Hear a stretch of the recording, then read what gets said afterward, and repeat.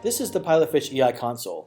It's the developer's workstation you'll use to build, test, maintain, and deploy all of your integration interfaces. And also along the way, we'll be diving a little bit deeper into some of the EDI functionalities available here with the eiConsole. So let's get started. So opening up this route here, this is our aggregation for analytics and reporting route.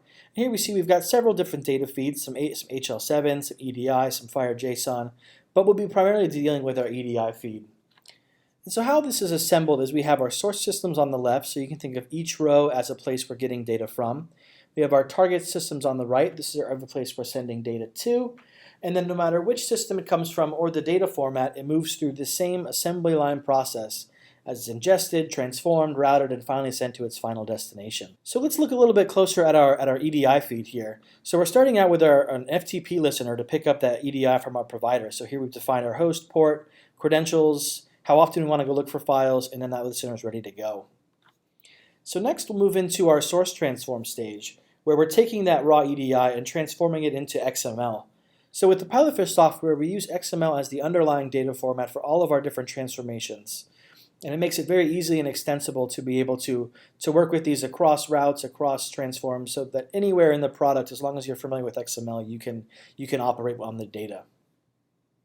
And so we're transforming this EDI in a two-part process, where first we're using our transformation module to take that raw EDI and turn it into that XML baseline format.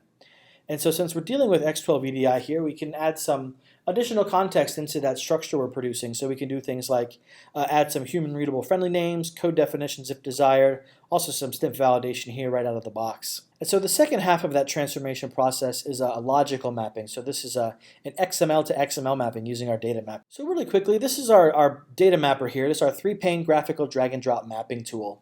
So how this is assembled is we have our source format on the left. So this is since we're dealing with EDI, we've got our EDI 837 XML here. You can see all of our loops there. And then on our target side, we've got this little canonical XML structure that we're hoping to produce. And so you basically drag and drop into this center pane to build your mapping, and with the tools palette at the top for more complex operations as needed. And so it's really just as simple as looking here. So we've got our patient last name here, and we've just navigated through the tree to get our 2000B, 2000BA, get our NM103, drag it into the pane, and then it's ready to go. So next we move into the routing stage. And so the routing stage primarily acts as the kind of the balance between the source and target systems. So for any of our incoming source messages, we can set up arbitrarily complex routing rules to say for this given message, maybe based on something in the data itself or some transactional information around that data, send it to a certain subset of target systems. But here we're just sending to all targets. And then moving into our target side, so here we're taking that EDI XML and we're using it to produce some database insert statements to update this quality measures data store. And then we're also taking that EDI XML and producing some JSON. So let's go ahead and look at it in testing mode. So we'll look at some real data flowing through. So here we'll load up this EDI test that I have saved. And as I hit go, we'll see the data move through the system, moving left to right through the stages.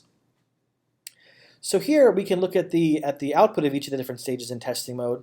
So we'll see here's that sample 837 claims file that we're starting out with. And then we can look at the results of our EDI transformer. So this is where we're producing that baseline XML structure. And here we see those friendly names that I mentioned earlier. So next we can look at our XSLT stage. And so here's that little patient canonical XML that we produced in our data mapper. So next moving into the routing stage. So we didn't do any transformation here, so there's nothing really to see. But then looking into our target side, so here we can look at the results of our XML to JSON, and we can see our JSON transformer. And so here's that final XML payload actually in JSON. So we've gone from EDI to XML and then to JSON all in one step. And then finally here, looks like our RESTful web service wasn't quite ready to receive our message yet. So that's something that I could then go and fix and then come back and retest.